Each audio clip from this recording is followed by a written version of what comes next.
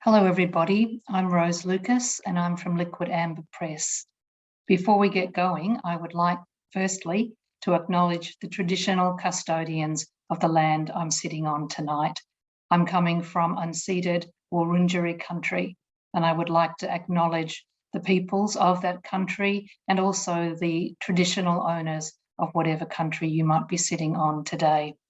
This land was never ceded, and we acknowledge the ongoing and often complex suffering that colonialism has caused. We're determined to seek paths of communication and repair in both our personal and our professional lives. So welcome to Liquid Amber Press's September Poetry Zoom. On the 23rd of September, just a couple of days ago, we had an absolutely terrific evening all together. We met on Zoom as we do these days. We had the absolutely fantastic Sarah Rice as our feature poet, and here's a gorgeous photo of Sarah. Sarah's work really does operate at the intersections of text and music and visuality of all sorts, and she was such a wonderful performer. We also had 13 open mic readers, and wow, what a bunch. They were so diverse and so strong. The poems were so moving and so powerful. I think you're going to really love them. So what we've done tonight is divide up the open mic readings into one recording and Sarah's performance in the other. So without too much ado, let's launch into the open mic readings from the Liquid Amber Press September Poetry Zoom. Do enjoy. Just a brief word that the third reader tonight comes with a content warning. Very, very strong poem regarding 9/11. So just an alert there for you with our third reader. So enjoy. Thanks very much. The first open mic for the evening is my very good friend, Jennifer Compton. So I'm going to hand over to you, Jen. Can you hear me okay, Giles? You're unmuted and away you go. And you can hear me okay? Yes. Oh, perfect. Yep. Perfect. Good to have something to go to tonight. Oh, Lord. Here's a poem I wrote, so long ago, right at the beginning of lockdown last year, when I was still quite keen on the idea. It's called The Strangle Bears. The two of them are the leftovers from the hunt some kind people thought up to give the kids a reason to walk around the block in their family bubble during the time it all suddenly stopped like that. We didn't have a teddy bear, but we did have a 6-foot-high wooden giraffe with a sweet smile on its face. So we propped it so it could peep over our tall front fence. And there's the thing. Where we live, we have fortress fences, so no one can look in. And we leave home in our tanks with tinted windows via automatic gates. They open and then they close. No way to spot a Ted lurking behind a curtain in a bay window or disporting on a front porch in a rainbow hat. So needs must, and two neighbours attached their offerings by their necks with plastic eyes, nice and tight, goggle-eyed, stumpy arms and legs splayed. And they are still there, although the game is over. And that is all I have to say about that at this time.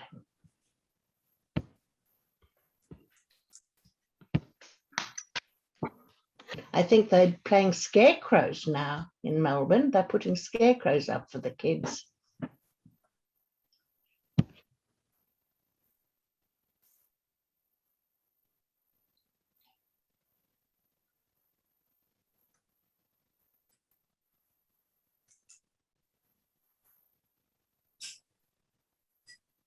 Jen, you done? You're not going to read anymore? No, that's your 3 minutes. All right, okay. Okay, all right. Well, the next poet, oh, no, I'm not muted. Excellent. The next poet for tonight is Roxanne Bodsworth. So are you with us, Roxanne? I'm here. Excellent. Lovely to see you. Roxanne, who AKA Therese is the name she often writes under, is a poet, a celebrant, a farmer who completed her PhD in 2020, lost a century there, at Victoria University by researching and writing feminist poetry in response to Irish mythology. She's widely published and writing keeps her almost sane. Well, there we go. It's all in the almost. Thanks, Roxy. Thanks, Rose, and thanks for all of your help during my research as well too. So this first one I just thought seemed fairly timely for what's going on at the moment with strong belief systems. It's called Credo. There was a time when I was convinced, dogmatic as a Rottweiler on guard duty against the slightest indication of sin, appearing like the first erythematic onset of measles or chickenpox or rubella, or like a thin sheen of sweat building towards fever.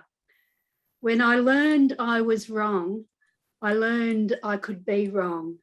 And though the conceit of certainty is something I might wear like a favourite cardigan, just like that well-worn garment full of holes, I know it can unravel at any time and the yarn is too old, after all, to be knitted up into another garment. Remembering my own certainty, I am more tolerant with the convictions of others. Tolerant because I understand the bliss of devotion, the blindness that comes from looking on the face of God, a peculiar blindness because the afflicted believe they can see everything so much more clearly when it's all just been blown away. Remembering my own certainty, I am more impatient with the convictions of others. Impatient because I know true belief is delusional, misguided, as dangerous to self and others as driving a car at full acceleration into a crowded mall. Yet, I still want others to believe as I do, to share my conviction that the things we do matter more than the names we give to our gods, that taking a deep breath is prayer, listening for the kookaburra's even song, walking barefoot on ground softened by rain, holding the hand of a child learning to walk, pulling grass seeds from the dog's coat, writing another poem like planting a seed. These are the things that matter, and of this I am convinced.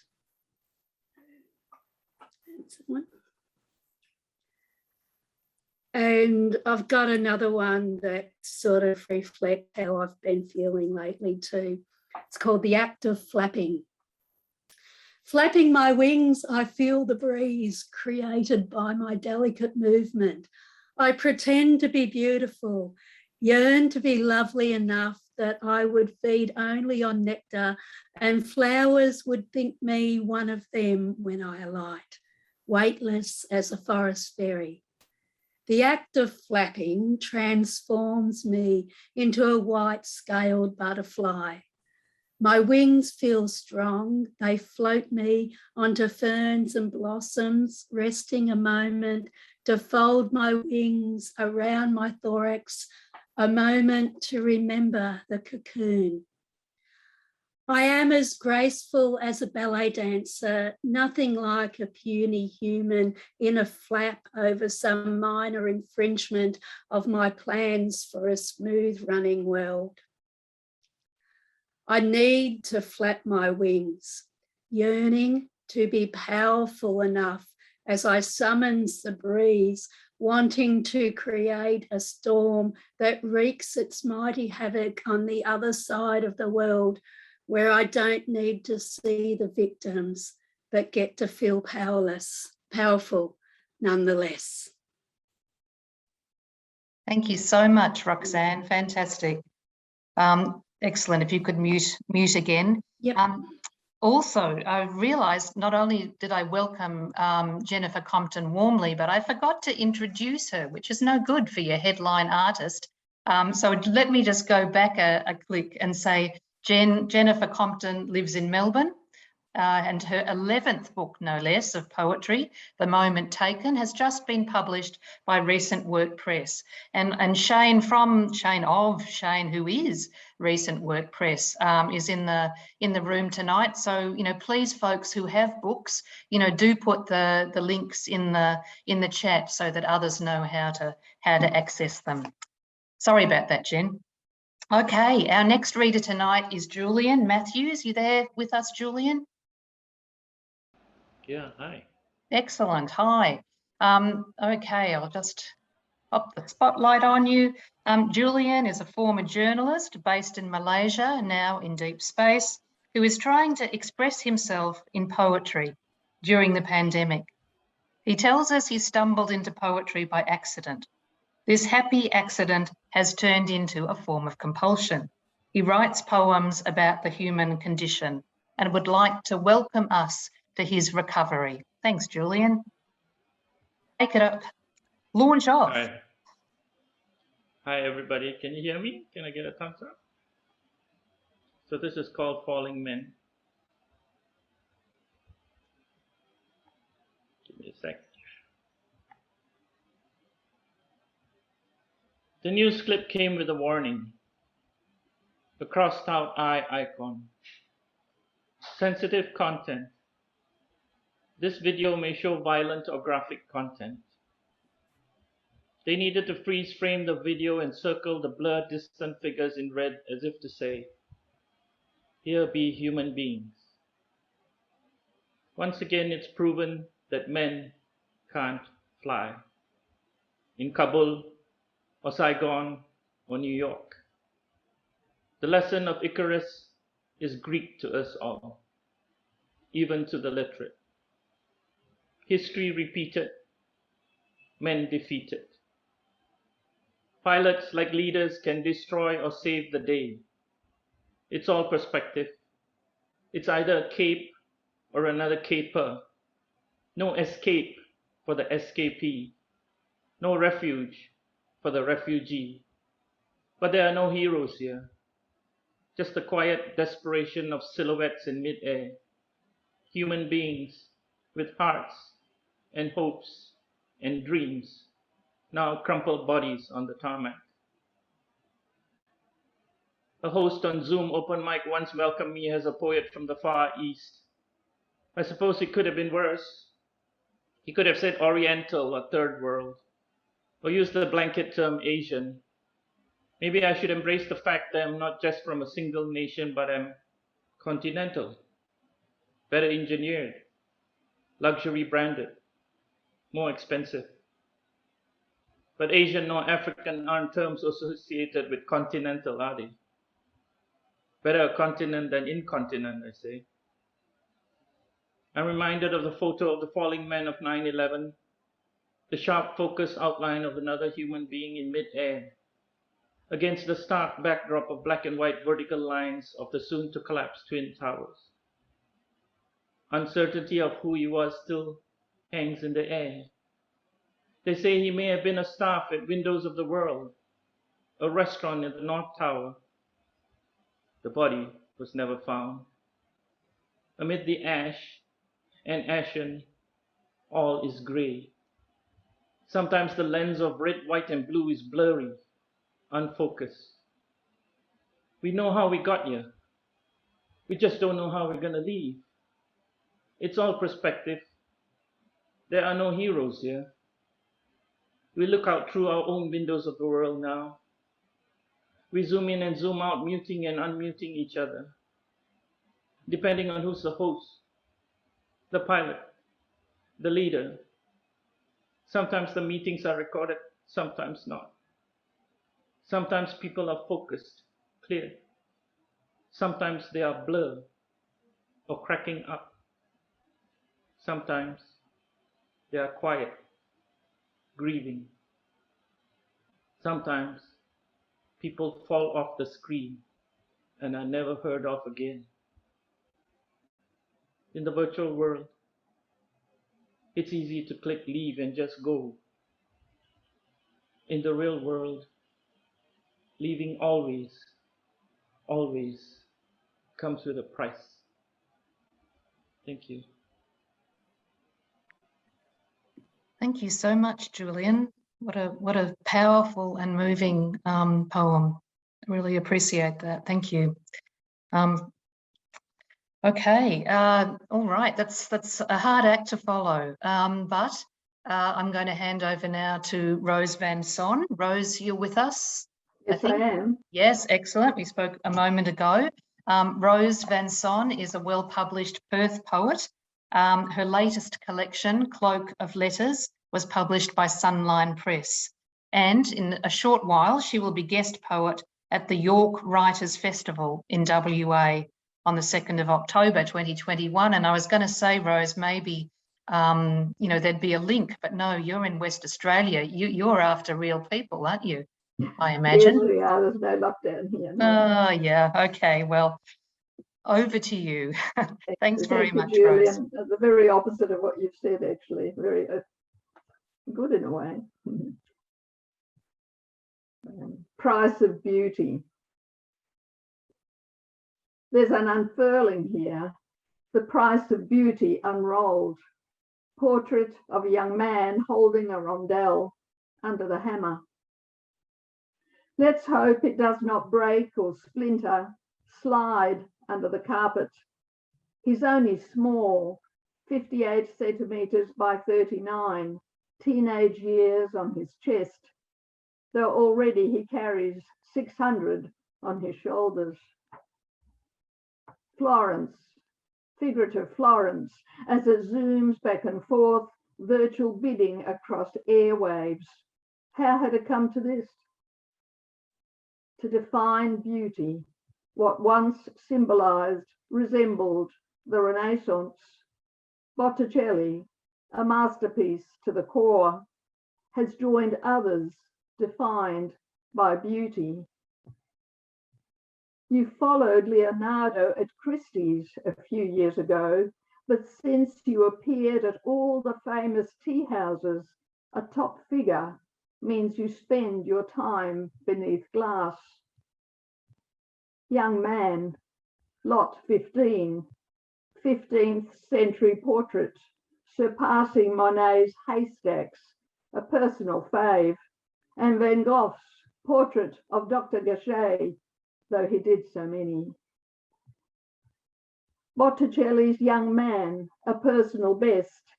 In 2013, Madonna and Child with young St. John the Baptist sold for less than was bargained for. Alessandro Botticelli, name change from Filippi. When you left for higher pastures in 1510, you could not have imagined the tug of war that would follow. And I'll do another one, thank you. Both of them are about art. I do like art. So here we go, Picasso. Picasso's still life with chair caning. Ah, Picasso. That same winter you draw my jolly woman with a guitar, still life with chair caning compressed. The goblet and sliced lemon paraphrased to fit. You use props, paste oilcloth, painted over to hide any touch realism may have. For what is real is false, and what is imitation is your hand harmonizing cubes, angles contracted, collated, a note from your journal protracts. Your goblet fluid, yet consistent. That cubist connection, shadowing still life, optical illusion cut roughly in diamond. I wonder if the scenes are connected to woman in a cafe, still life as you paint the movement my hand makes as it reaches for my cup, cubed variance lost, life's mesh as I write your journal, crazed imprints on mine. Thank you all. Thank you so much, Rose. Beautiful, really nice. Okay, our next poet tonight is Simone. You're here in the room, Simone? I am. Hi, Rose. Hi, great to see you. Simone's poetry, Simone King's poetry and reviews have been published in various anthologies and journals. I won't list them all, but there's a number of them. In 2021, she co-edited What We Carry, Poetry on Childbearing, which you'll be surprised to know is a recent work press. You know, there you go. It's all happening with recent work. And that's also where I had the privilege of meeting Simone. So I'm really pleased about that. Simone has also received several poetry prizes. So thank you, Simone. Over to you. Thanks, Rose. This poem's called Talangi, and it's about greater gliders living in Talangi, which is state forest in Tanarong and Wurundjeri country in Victoria that was logged after last year's mega fires went through it. She is on the last frontier, the edge of forest as she knows it. She breathes in frost-laced air and petrichor and surveys the scene, looking for a landing. There is none. The crater has eaten mountain ash, mesmate, and spat out splinters.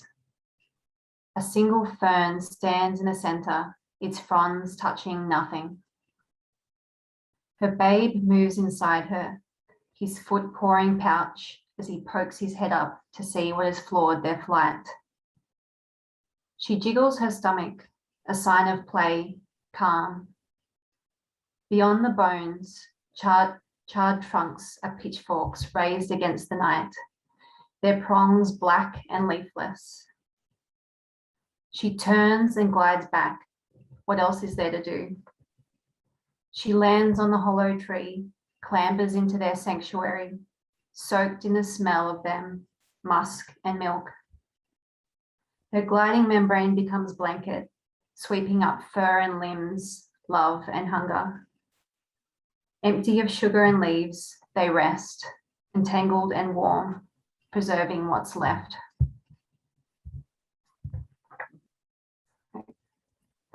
I'm just going to leave it at that, but how am I going for time, Rose? Yeah, I reckon you've got time for a shorty, Simone. I've got a shorty. It's a newie. It hasn't been edited very well. So, yeah, I hope it's still okay. We love the in process. It's called Surfing Again. Sea calms, surfers form a circle. Pat holds the Tupperware, the calcium carbonate contents of you. He tells your myth, fearless traveller, pre-lonely planet, flinging train doors open to the Nug Shumpa air and flowered corpses of Varanasi, walking the desert palace of Leh. Enjoy, my friend, I imagine him saying, this next opening of light. I'm stranded on the shore, toes furling, unfurling in foam. My stories are smaller, cumin seeds crushed in a mortar and curry pass between us and your succulent garden. Your face creased then calm when I push your wheelchair to the ocean to watch the swell rising. The red container trembles, surfers turn, ride the wave in a line of bronze breaking down bodies. Lid off, pieces of you, all the punchlines of your jokes, your love of Marquez and marijuana and strong women, meet their final belonging in salt water. Thank you. Thank you, Simone. Wonderful. I'm glad we fitted that in. Excellent. Okay, our next poet is Lynn Chatham. I saw you before, Lynn, so I know you're out there. Yes. Yes. Yeah. Excellent. Great. Fantastic. Let me just pop you on Spotlight so we can all see you. Lynn Chatham is a reviewer and judge of the Yeats Poetry Prize for Australia. Her chapbook Artisan was published by Melbourne Poets Union in 2018. Thanks very much, Lynn. Great to be here. Thank you, everyone. I'm just going to read, to start with, a small poem from this publication, which came out at the end of last year, and it's the title is Ngulaman, which is a word from Tara June Winch in the Yield. It means large waterhole. So the theme of this was water. So just a short one to start. That rabbit on the moon. That rabbit on the moon gathers twigs, sets the fire, sweeps leaves, plumps the pie, feeds babies, settles to the glow of eventide under a potpourri of stars. Oblivious to my longing to be on the same plane, away from the boys behind the shelter shed and the sun cracking apart the dam and earth.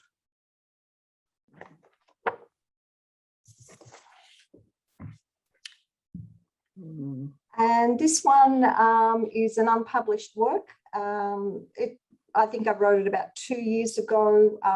It won't be a new topic for probably any of you, but it was something new for me. When I look out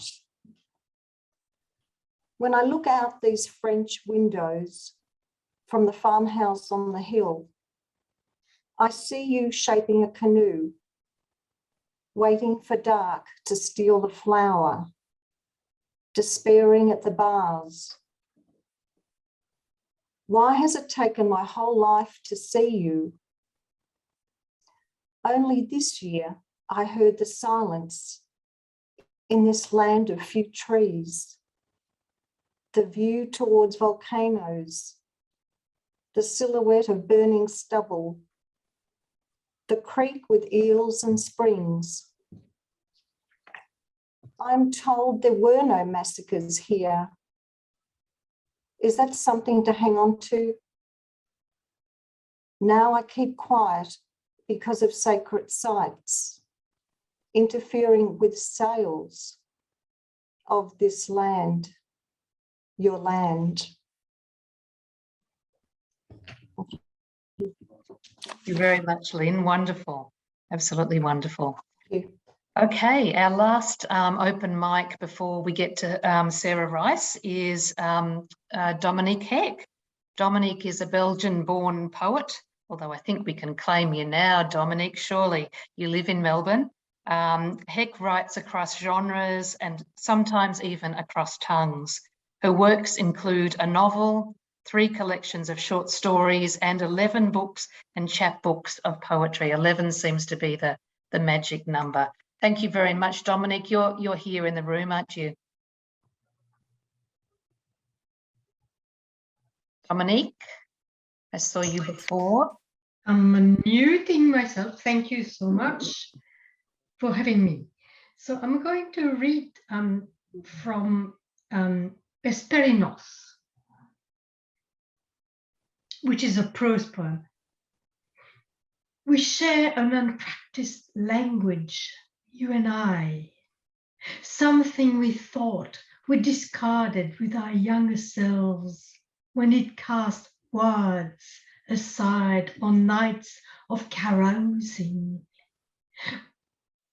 picking them up next morning and tiring them out on foreign roads until nightfall. We part, boxing our desires with attempts at forgetting our guilty pleasures, but words can't be boxed. They percolate through paper like coffee, through takeaway cups, burning to anger, fingers, lips and tongues. They drive you to distraction. for they have the power of absenting themselves. I follow them now, along creeks, rivers, shores, my body listening to the wind, skin suddenly alive like phosphorus coming alight in air. All a sounder, nothing. Throstle rustling out to trick memory at the exact point where a plastic bag comes out of the mouth of a papyrus. It's a platypus. I see loss, drown desire, and love surge in a plume of rust. This is the time you say inside my head, in my own tongue, rien, nothing, but a handful of gum leaves on the surface of the creek, rushing. They twirl, the leaves, disappear, swathed in dappled darkness. I'm a bubble bursting, sheer effervescence, sire, scent, pepper, sunshine, wattle, dragonfly wings, pulsing in blue chill, high, sweet ear, effervescence. That's it. Thank you, Dominique. Absolutely wonderful. I feel like I'm slightly hypnotized by that. It could have gone on. Thank you very much. Our second and final set of open micers all ready to roll. So our next reader tonight is Gayleen Carbis. Gayleen, are you with us? I'm here. G'day, hi, nice to see you. Okay, fantastic. All right, let's hand over to Gayleen for her first 3-minute slot. Thank you. Thank you. And thank you, Sarah. The poems and the images were stunningly beautiful. Thank you. So 2 short poems from me written some time ago that seem pertinent at this time. The first is called The Baker's Daughter. The title comes from a line in Ophelia's mad scene in Hamlet. I flow downstream, north mad, beneath the netherworld of dreams, not air, but sea and stream and creek, a kind of death wrought from the kin of love. In theatres world over, your iambic flourishes cast me astrew. Impresario and scholar, you make literal the shadows. Too mindful, we die to our truer selves, calling Father. But the fathers, all air, walk as ghosts over the grave ground. My second poem is called Family. It was published today in Red Room's Poem Forest, whereby poems from students and teachers contribute to a native tree being planted in the Australian Botanic Garden, Mount Adam. We were so sad we left our houses to live in a tree. Of course we were together, our limbs tangled, our breaths breathing in each other's bodies. The tree told us we could only be temporary. At night, we heard the tree talking to other trees, although we couldn't make out the words. They seeped into our sleep and became malignant in our dreams. In the mornings we woke and saw we'd made something monstrous out of fear our sanctuary wouldn't save us. We swept our tears into the streets, hid in the bark of our brooms as if wood had become new skin. I stood underneath the tree sometimes and waited. Thank you. Thank you so much, Gayleen. And I realise I did the same thing I did to Jen, which is I forgot to introduce you. So it must be part of the, the first cab off the rank for the set. So let me just very quickly say that Gayleen Carbis's first book of poetry, Anecdotal Evidence, was awarded finalist in the International Book Awards 2019. And she's recently been finalist in various prizes, the Bruce Dorr, Yeats, Ada Cambridge and Warilla Poetry Prizes. So thanks so much, Gayleen, much appreciated. Okay, let's rock right on to our next poet, which is Philip Hall. Philip, you good to come off mute? My good friend Philip Hall lives in Melbourne, where, and here is a really important piece of information, he is a passionate member of the Western Bulldogs Football Club. And what a week, Philip. And I'm just hoping this, really presages a good outcome. His publications include Sweetened in Coals, Borroloola Class, Fume, Cactus, and as editor, and I don't know how do I say this, Philip? I don't know how to say it either. The kids in Borroloola used to always laugh at my pronunciation, so Dwalawalaroo, but okay, that's not right either. Poetry from the Gulf of Carpentaria. Thank you very much, Philip. Over to you. I have recently separated from my partner of 30 years. And unfortunately, I live with a lot of mental health issues. And unfortunately, and much to my shame, I just took far too long to get help. And my partner is exhausted. And I'm about to begin solo life living in an RV and roaming around Australia. If I was living in the UK, I wouldn't be in an RV. I would be living in a narrowboat and cruising the canal system of the UK. Most people don't know this, but the UK has 2,000 miles of canals and far more than what Venice has. So this is a poem called Gongoozler's Lament. A gongoozler is a person who loves boats but doesn't actively do it themselves. They just like looking. Gongoozler's Lament.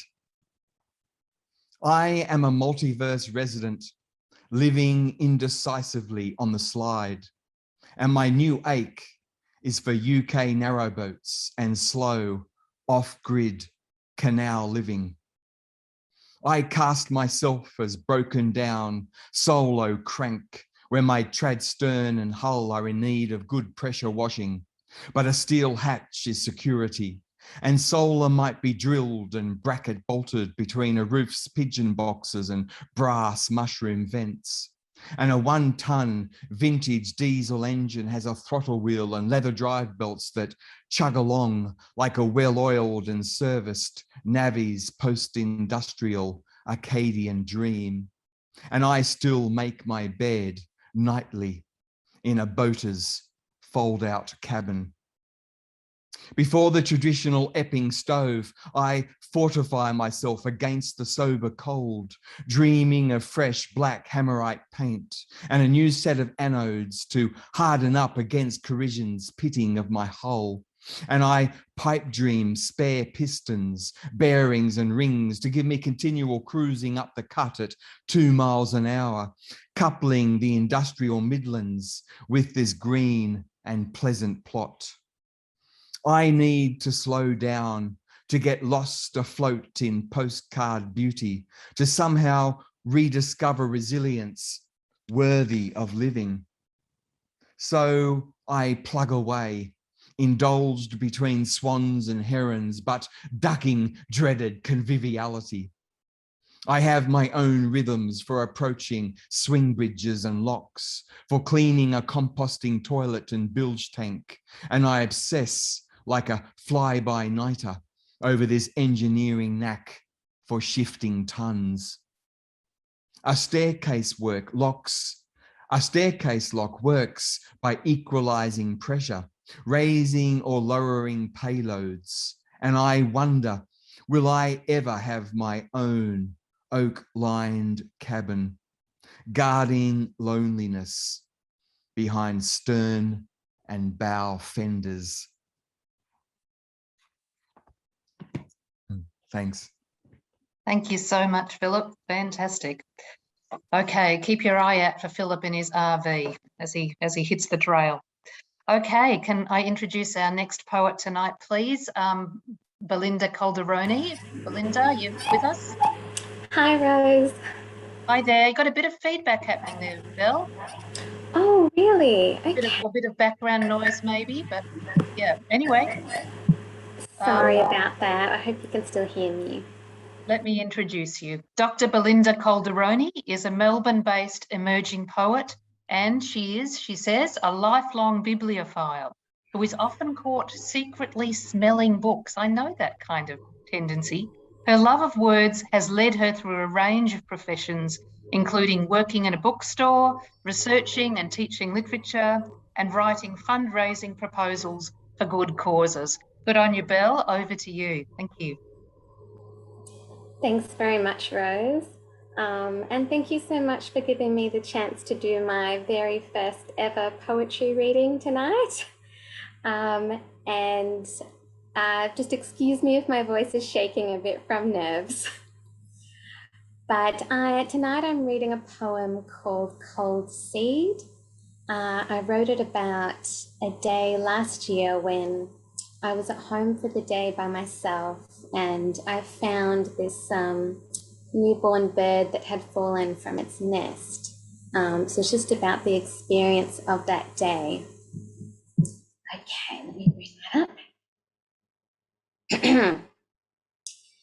Cold seed. You fell too young, eyes unopened, wings folded and matchstick thin, translucent frames. But the pulse of your organs still labors beneath your purple, featherless breast. In the softness of my garden's waking sun, I gather you, warm and weightless, in careful hands, and place you in a makeshift nest. Together, we wait for her.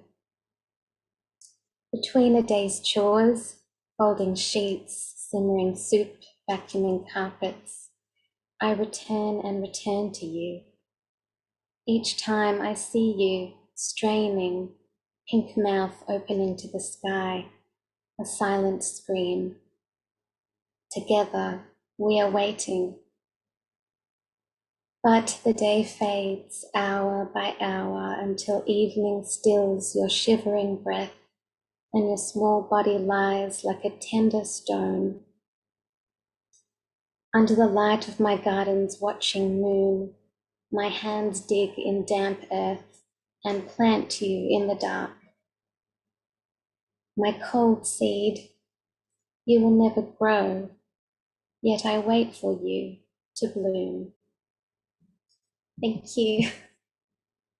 Thank you so much, Belinda. Well done. Fantastic. Not nervous at all. Yeah. Well done. The first of many. Okay. Our next reader tonight is Anthony Mills. Tony, you with us? Yes, I'm here. Thanks, Rose. Excellent. I'm so glad you are. Okay. Anthony Mills lives in the Southern Highlands of New South Wales. Before retiring, he worked in public health, in physical and mental health well-being. He now volunteers as a hospital chaplain. He's had a number of poems published in literary and online journals, amongst them the wonderful Burrow, the new journal of Philip Hall. So yay, Burrow. Thanks, Anthony. Thanks, Tony. Away you go. Cheers.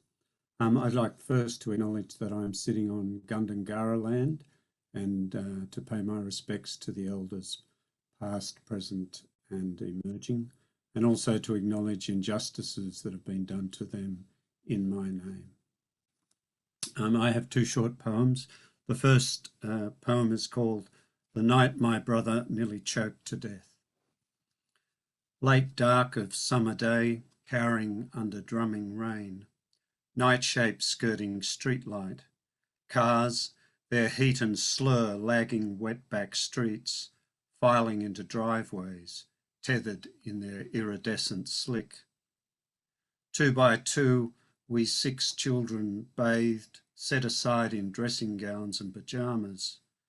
My mother, in the sway of sifting and salting, conjures dinner. My father, in his chair, mauled from work. TV settled in its corner, Bob and Dolly Dwyer corralling us, customers on British Petroleum's picker box. A sudden commotion from the bathroom. My father, panic veining his eyes, dangles my 3-year-old brother by the legs over the bath, thumping his back, my brother choking on a small floor tile. Braids of memory. Mother herds us out the house, her prayers whispered out loud. My father balancing his son's life under one arm. All of us huddled into the neighbour's front porch, where my brother threw up the tile. He stood beaming at us, sky-faced, entranced at this sudden attention, his body an unsettled gravity, as if lifting to another country where voices soft and coaxing glimmered in the dark. For a short time we joined him, an inrush of light lilting us, then shrugged off, ground fallen. Later, some old fear entered, like a thief touched with the scent of night, leaving its skulking shadow hovering in our blood. And the second is called Bicycle. Most winter mornings we dressed in the cold beside a coal fire that did little to warm the flat room we ate in. Tendrils of light crept through Venetian blinds, willow cups and bowls, apples half lit on a silky oak dining table, the unspoken hurt of family silencing meals. Outside the sun stalled on unending sky, trees swayed to a vast chord of bitter south wind. My new blue birthday bicycle ribbon frosted. Each week, from butcher to home, a carefully balanced quarter of beef separated into back and front panniers. Weekends swaying on brown roads filled with tight cylinders of newspapers flung into dusty yards. One afternoon, racing from class to bike shed, I found it gone. Tired of silent mornings, the uneasy balance along stagnant streets, it set out in the leafless world, trying to trace its purpose. Thank you. Thank you so much, Tony. Really, really strong poems. Wonderful. Okay, let's move on to Angela Costi. Angela, you with us? Yep, I am. If you just want to mute. Yep. I'll do that. Okay, and Angela. Okay, take it away.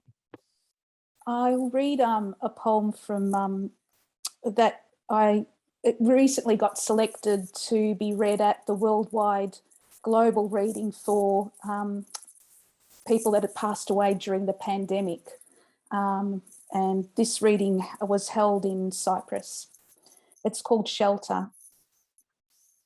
We are the travellers of small steps, wearing pyjamas and slippers to greet each room as if it were a country encountered from a plane flight.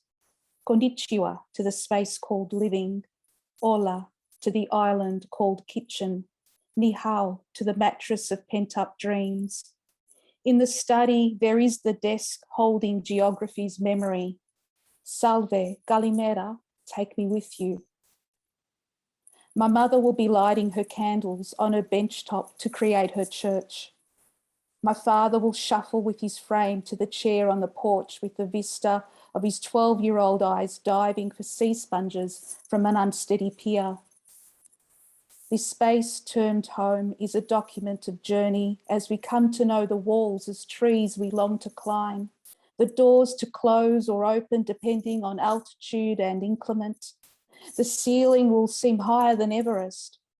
From the carpet, we see the grit of hiking through jungle. And there, in the lonely corner, is the blue rug to sit on and breathe in the spell of the ocean calling its waves to sweep our dust. And I'll just do I apologise for this reading of this more recent poem. It's on the screen, but I suppose in this extended lockdown, we're living also in spaces among different generations. So this is one narrative, one experience, if you like, rites of passage too. My father looks forward to the afternoon snack and talk with his grandson. They sit at the kitchen table before my carefully placed bowls of their favourite veggie dates, roasted almonds, dried cranberries. My son smiles between mouthfuls as his carob eyes mirror my father's carob eyes. His laughter sprinkles my father's tired story of working a loud machine to make vanilla milkshakes. This morning, my son slowly paints his nails. He's experimenting with a new colour and asks whether I like it. I say I do. He says he likes the purple better than the bronze and asks if he could borrow my makeup purse. I say yes. My father is unable to walk to the kitchen table without me hoisting him onto his walker. He can't eat the meat of a pistachio without me prizing it from its shell. He's still able to hide in his stories. This afternoon, my son will come home with purple nails, his beautiful eyes magnified with my mascara. There will be no thumping of fists on the table, no pulling of a grandson's ear. The house will be quiet, ready to listen to the new story. Thank you, Angela. Fantastic. And I should have said too that Angela's most recent poetry collection is an embroidery of old maps, a new wonderful title, which came out with Spinifex Press this year. Okay, thank you very much. I'll finish very quickly with one short poem that comes from my most recent book, This Shuttered Eye. And this is a poem, it's harkening back, I guess, to some of Sarah's music themes and the way in which, the written word is so often in dialogue with the music, the soundtracks of our lives. And here we are, 50 years. I must have been an infant. I must have been virtually in utero when Joni Mitchell's Blue was released 50 years ago. Anyway, this poem is called Joni. It's a bit of a homage. Joni, all those days and nights of listening to you. You filled my various share houses, billowing the Indian cotton, opening windows onto stuffy rooms. Or on the cassette, turned up loud in my clapped out car with me, singing along, trying to follow the wild swoops and honeyed loveliness of your voice. The way you turned your thoughts, the puzzle of being a young woman in the world, that tumbling tussle of words into jeweled and sharp-edged poetry. You came with me in those heady days, and I followed you in love with the palette of your feelings, the longing in your voice, line by line and riff by riff. You were teaching me my trade while I learned how to live. Okay, thank you. All right, here we are right on 9:30, just a couple of things to share with you before we conclude.